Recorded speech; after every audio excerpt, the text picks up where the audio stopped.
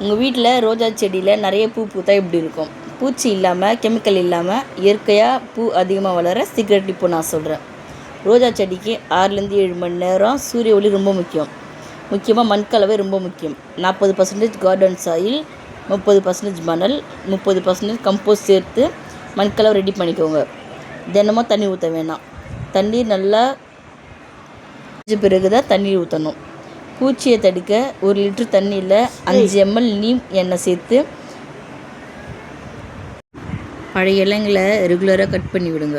15 நாளுக்கு ஒரு முறை வாழைப்பழத்தோல் பொடி, முட்டை பொடியை போடுங்க. இது பூ நிறைய பூக்க ஹெல்ப் பண்ணும். நெக்ஸ்ட்டு, யூஸ் பண்ண காப்பி தூளை டைரெக்டாக போடாதீங்க. நல்லா காய வச்சு மண்ணோடு மிக்ஸ் பண்ணி போடுங்க. செடி நல்லா வளரும். பூச்சியை தடுக்க 1 லிட்டர் தண்ணியில் 5 ml நீம் எண்ணெய் சேர்த்து 2 துளி லிக்விட் கலந்து தண்ணியை வாரத்துக்கு ஒரு தடவை செடிக்கு ஸ்ப்ரே பண்ணுங்கள்.